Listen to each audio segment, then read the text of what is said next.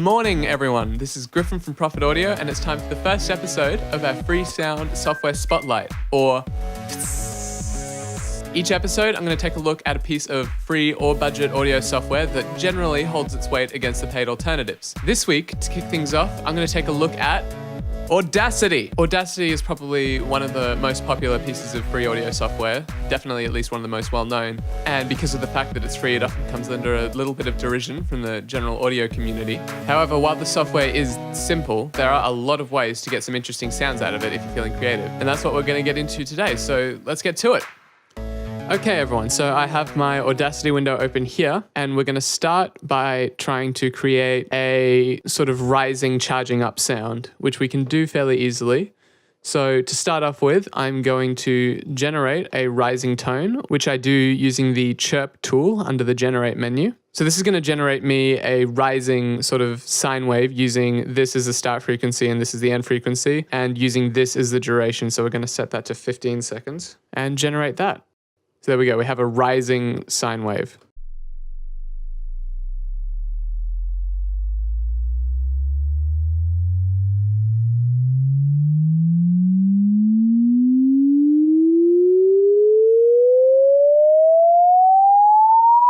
Very fun. So there's a lot that we can do to sort of destroy this and get it sounding a bit dirtier. So the first thing I'm going to do is apply a delay just to get some different harmonics happening. One thing to be wary of with Audacity is that the effects are what we call destructive effects, which means they bake directly into the waveform rather than sort of being applied onto it like a layer. So that means it's a bit more difficult to play around with like the order of different effects and things like that. That's one of the limitations of the software, but it's still quite versatile. Anyway, we have this delay set up. I'm just going to normalize it really quickly, and we're going to see what that sounds like.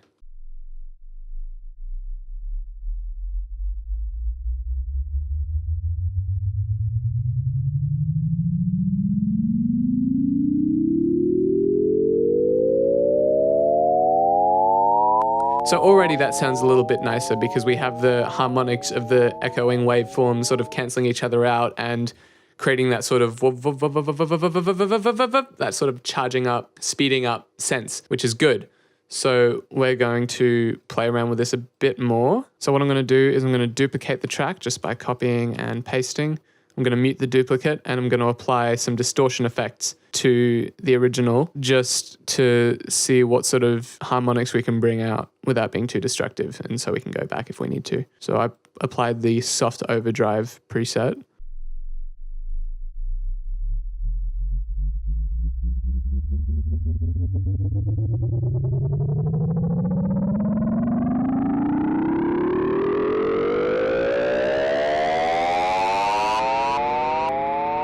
We're getting somewhere. I like how this sounds.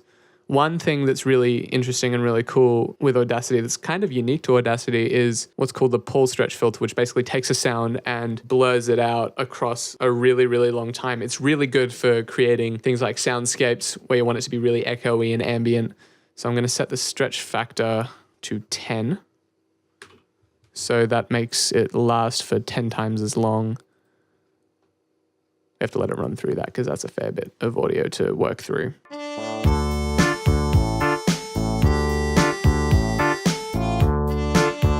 Okay, that has ended up being, 14 minutes long. Let's cut it down. What I'll do is I'll grab the tail end of it here and I'll cut that out and paste it down here so we can use that separately for later if we want to. And I want to get rid of all this dead silence near the end, so I'm just going to select that and delete. Okay, so now we have this sort of stretchy waveform thing and this tail end. And that's got some really nice bits in the tail end here, so I'm going to make use of that.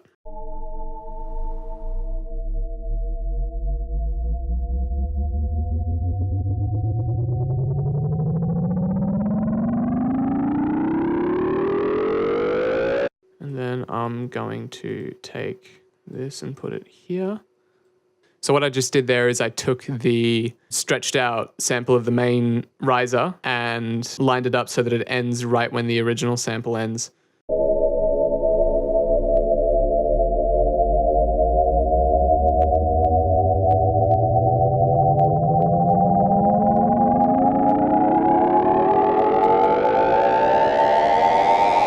So now I'm going to generate a Pluck.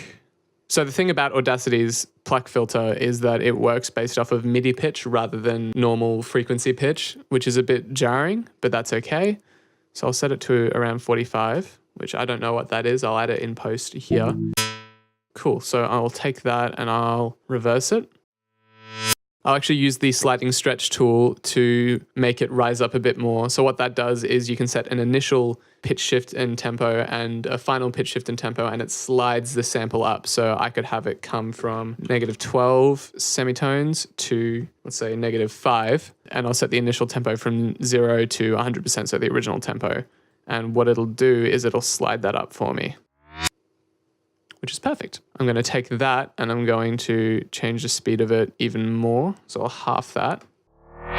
So I'm also going to run a compressor on it just to flatten out that peak a little bit. There we go. Okay, so now that should come up nicely.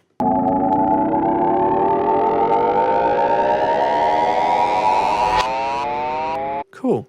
So it's sounding all right now. So what I'm going to do is I'm going to try and add a sort of big impact sound. So I'm going to use the generate tool again, go to Risset drum and see what I can get out of this. So the decay a little higher. Perfect.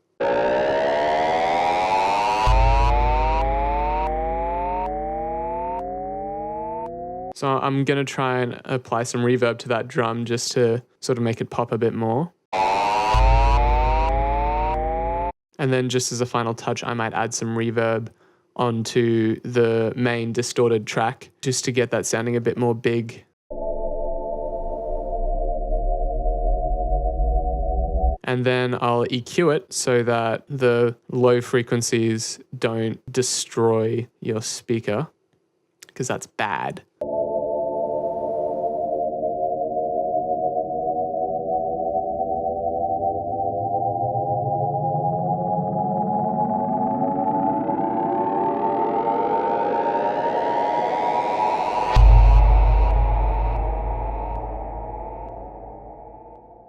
So I'm pretty happy with how that sounds, especially just coming out of Audacity, no outside samples, no outside filters. But Audacity has some other pretty cool features, one of which is the ability to import random files from your computer as audio files, which is really, really cool for generating these sort of random glitchy sound effects. I'm going to demonstrate that right now in a new project. So what you want to do is you want to go to File, Import, Raw Data, and that gives you the chance to import any random file from your computer. I find EXEs to be quite fun and to get some really good sounds. So I'm going to find an EXE file to import now. I'm going to try and import the FL Studio EXE and see what that sounds like. So when you try and import a file, there's some different options you can work with. So what I usually do is I either go ULAW or ALAW for the encoding algorithm, and I usually go for big endian. Full disclosure, I don't actually know what any of that means. I want to import it as stereo channel so I can get some of that good glitchy width, and we'll see what that sounds like.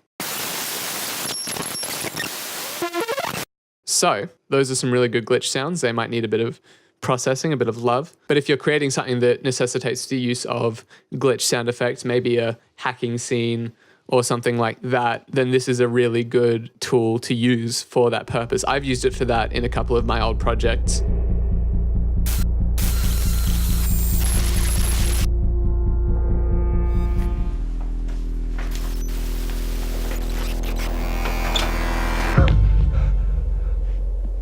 On top of that, it also has some different creative purposes. Depending on the method of distribution you're using for your project, you can use this to encode files and secrets in your project. So for example, recently Bandersnatch, the Black Mirror interactive film, used this technique in one of the endings to encode a ZX Spectrum video game into the playback. So you could record the audio coming out of Bandersnatch and import it into a ZX Spectrum emulator and play a game that was encoded entirely in the audio of the file. So that's another possibility. I think it just goes to show how many fun, creative workarounds you can use on even a limited budget or a zero budget. And Audacity is one of my favorite tools when I'm faced with that sort of scenario. Okay, that is going to do it for this episode. Thank you so much for watching, guys.